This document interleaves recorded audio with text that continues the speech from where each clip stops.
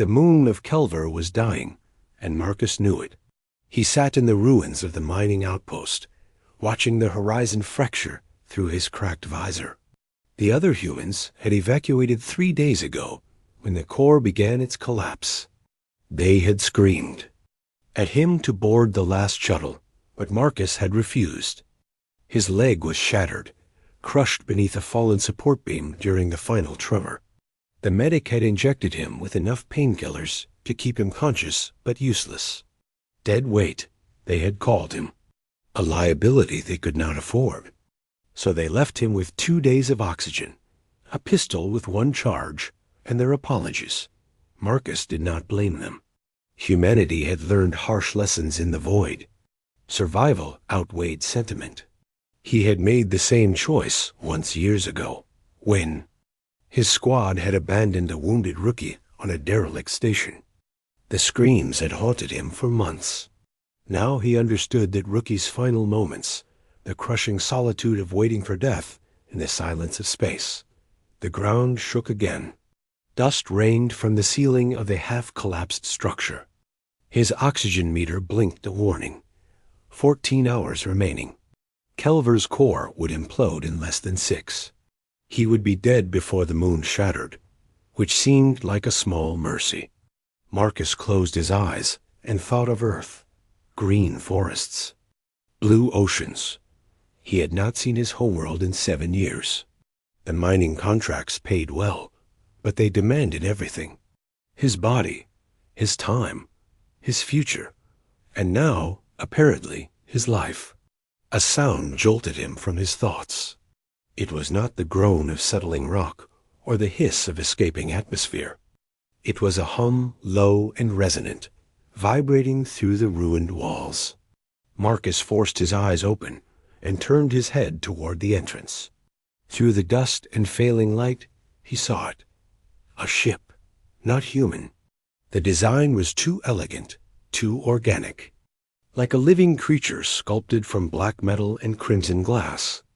It descended without thrusters, hovering on some invisible force. Marcus stared, his mind struggling to process what he was seeing. No one came to Kelver anymore.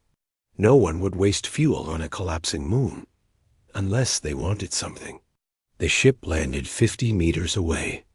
A door opened with a hiss of pressurized air, and a figure emerged.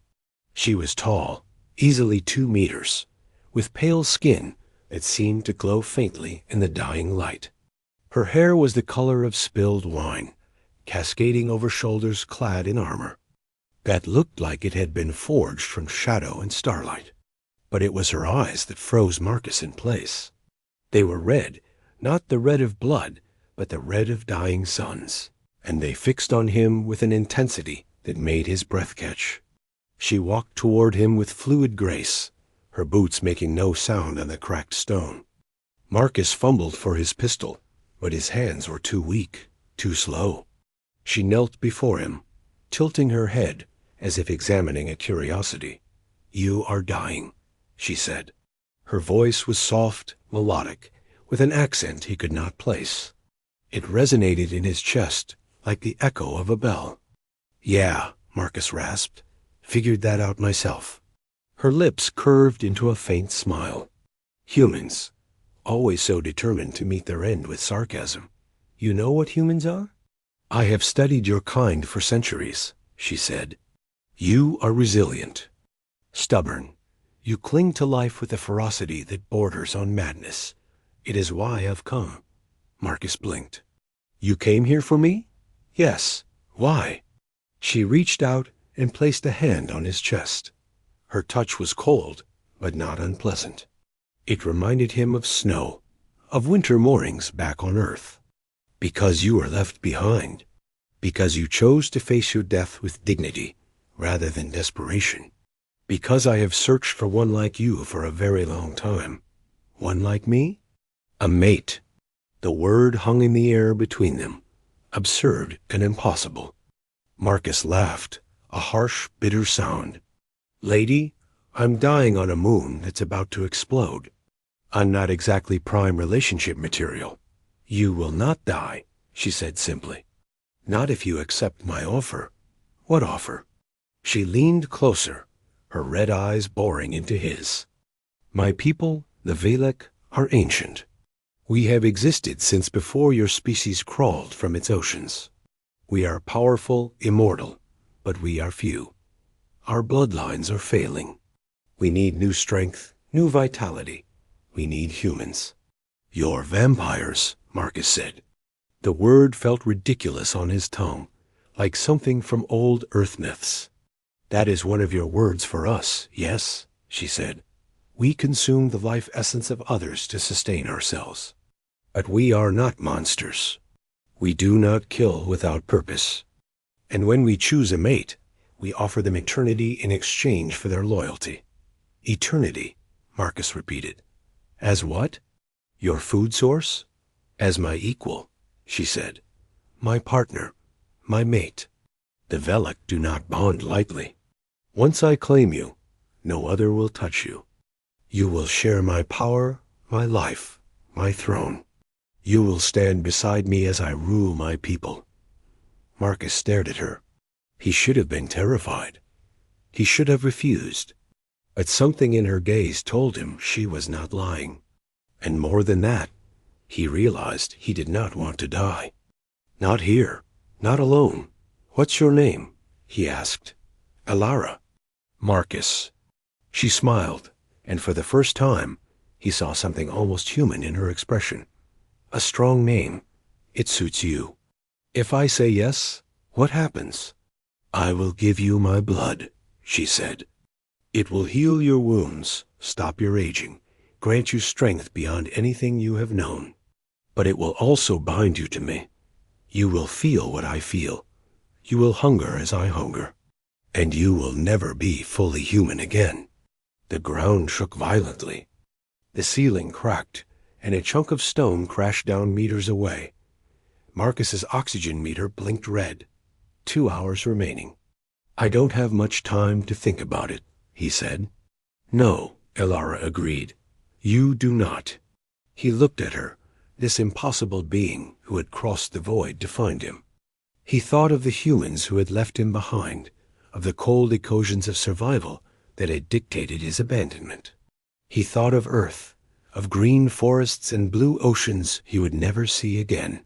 And he thought of what it might mean to live, truly live, beyond the limits of his fragile human body. All right, Marcus said. I accept.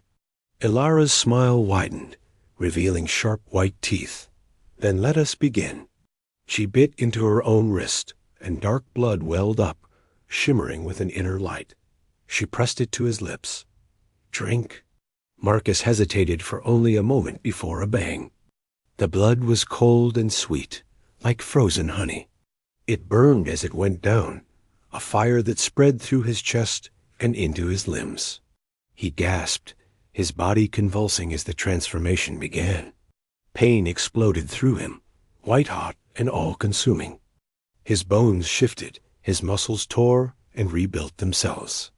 He felt his shattered legs snap back into place, the fractures knitting together with agonizing precision. His lungs burned as they expanded, drawing in air with a hunger he had never known. And then, just as suddenly as it had begun, the pain stopped. Marcus opened his eyes. The world was different, sharper. He could see every grain of dust floating in the air, hear the faint hum of Alara's ship, smell the decay of the dying moon beneath him. He stood, his legs strong and whole, and looked down at his hands. They were the same, but different, stronger, more alive. Alara watched him with approval. How do you feel? Incredible, Marcus said. His voice was steadier now, deeper. Like I could tear this moon apart with my bare hands. You could, she said, but we should leave before it tears itself apart. She took his hand, and together they walked toward her ship. As they boarded, Marcus looked back at the ruins of the outpost, at the place where he had been left to die. He felt no anger, no bitterness, only a strange sense of gratitude. The humans had abandoned him, but in doing so, they had given him something far greater than survival. They had given him a future. As the ship lifted off, and Kelver's surface began to crack and splinter beneath them. Marcus turned to Alara. "What now?" She smiled, her red eyes glowing in the darkness of the cabin. "Now, my mate, we go home, and you learn what it truly means to be Velek." Marcus nodded. He did not know what lay ahead, but for the first time in years, he felt something he had thought long dead: hope.